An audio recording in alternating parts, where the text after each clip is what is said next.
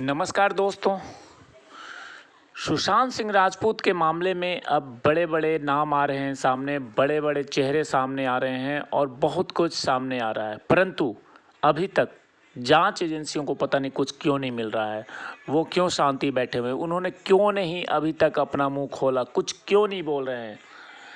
जबकि सुशांत सिंह राजपूत एक नेक दिल इंसान थे और उनकी बड़ी बड़ी प्लानिंग थी, जो कि आज उनकी बहन श्वेता ने एक ट्वीट करके इस बात की जानकारी दी है कि उनका 2024 में प्लान था चांद पे जाने का। बड़े बड़े प्लान थे, बड़े बड़े ख्वाब थे, बड़ी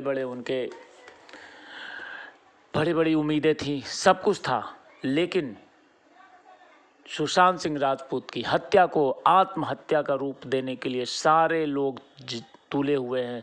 चाहे वो पॉलिटिशियंस हो, चाहे वो बॉलीवुड के माफिया हो, चाहे ये ड्रग्स का काम करने वाले, धंधा करने वाले लोग हों या एजेंसियां हों, कोई भी इस मामले में कुछ भी खुलासा नहीं कर रहा है। बड़ी बातें कोई कुछ नहीं बता रहा है। हर किसी को ऐसा लग रहा है कि अब इस मामले को ख़त्म कर दिया जाए, क्योंकि ऐसा ऐसा उनका प्लानिंग था और उन्होंने जो समाज के लिए किया। और इन सब चीज़ों को अगर देखा जाए, क्योंकि जब मैं गया था केदारनाथ, तो वहाँ पे भी मैं गांव में, जिस गांव में इस केदारनाथ फिल्म की शूटिंग हुई थी, वहाँ मैं रुका था 2 दिन और वहाँ भी कई लोगों से बातचीत किया था। वहाँ भी लोगों ने यही कहा था कि बहुत ही नेक दिल इंसान थे और उनका जीवन यहाँ जब तक रहे, करीब 1 सवा महीना फिल्म की शूटिंग के दौरान रहे, काफ़ी अच्छे थे, सबसे मिलजुल रहे थे, सबसे बातें कर रहे थे, हर किसी के साथ उनका एक दोस्ती वाला व्यवहार था। इसके बावजूद भी इन माफियाओं ने मिल कर के जिस प्रकार से साजिश के तहत उनकी हत्या की, और हत्या के बाद अब जो खुलासे हो रहे हैं, जो चीज़ें सामने आ रही है, उसमें ये साफ दिख रहा है कि बड़े बड़े राजनीतिक दलों के साथ इन गुनाहगारों के संबंध थे।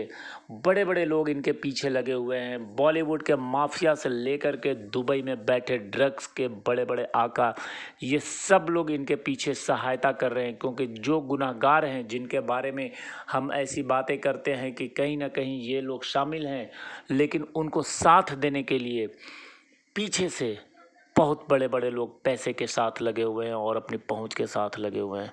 आप खुद देखिए ना कि जब रिया चक्रवर्ती जेल के अंदर गई, तो रिया चक्रवर्ती एक अभी छोटी सी कलाकार है जिसने कि कुछ नहीं किया है अपनी लाइफ में, और उसने इतने बड़े वकील को रखा जिसकी फ़ीस 10 लाख रुपये है। तो वो पैसे कहाँ से आ रहे हैं, वो पैसे कौन दे रहा है? उसी प्रकार से कई ऐसे जो इस मामले में गुनाहगार है। अब सिद्धार्थ पिठानी को ही लीजिए। सिद्धार्थ पिठानी अपने बचाव में बड़े बड़े प्लानिंग कर रहा है, बड़े बड़े साजिश कर रहा है। रोज़ाना उसकी वाइफ जो है कई लोगों से मिल रही है, और वो कई लोगों से मिलने में कई ऐसे नाम हैं जिनके इंडिया में, जिनका कोई नामो निशान तक नहीं है, लेकिन वो बाहर से बैठ कर के हर कुछ कंट्रोल कर रहे हैं। दुबई में बैठ कर के इंडिया के गुनाहगारों को कंट्रोल कर रहे हैं, सहायता कर रहे हैं। तो ऐसे काफ़ी नाम है। तो क्या, सबसे बड़ा सवाल यह है कि क्या हम जीत पाएंगे ऐसे लोगों से?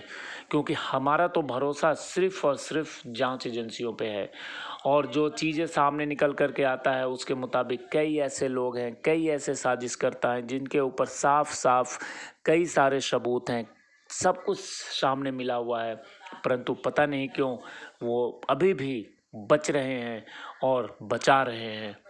तो हमें तो ये जो रिया चक्रवर्ती हैं और सिद्धार्थ पिठानी है, नीरज है, केशव है, संदीप सिंह है, शेमुअल मिरांडा है, इन सब के ऊपर बहुत सारे डाउट्स हैं, बहुत सारे चीज़ें सामने आ चुकी है, रोज़ाना बातें होती है, रोज़ाना, जबकि सोशल मीडिया पे सारी बातें हो रही है, जबकि जो जांच एजेंसी है उनकी नज़र में पता नहीं क्या चल रहा है, उनकी तरफ से कोई भी अपडेट नहीं है। लेकिन हम तो इतना ही जानते हैं कि हमारे सुशांत सिंह राजपूत को न्याय मिलना चाहिए, उनके हत्यारे गिरफ्तार होने चाहिए, क्योंकि ये एक ऐसा जघन्य अपराध हुआ है जो कि हम बिल्कुल ही बर्दाश्त नहीं कर सकते, और जब तक न्याय नहीं मिलता है तब तक तो हम ऐसी बातें करते रहेंगे। और ये हम सिर्फ़ और सिर्फ यही देखना चाहते हैं कि जो इस देश में जो ये ऐसा अन्याय हुआ, तो क्या न्याय मिलेगा? क्या गुनाहगार सलाखों के पीछे जाएंगे? क्या गुनाहगार फांसी के तख्त पे चढ़ेंगे? उस दिन का इंतज़ार है।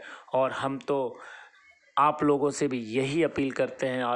आज का वीडियो बिल्कुल अलग है। मैं सिर्फ इतना ही कहना चाहूँगा, लड़ाई में बने रहिए जब तक हमें इंसाफ नहीं मिलता है। बिल्कुल लड़ते रहिए। मैं लगातार आपके साथ हूँ, लगातार आपके साथ मिलकर के बातें करता रहूँगा। शुरू से लेकर के कर रहा हूँ, आगे भी करता रहूँगा। जय हिंद, जय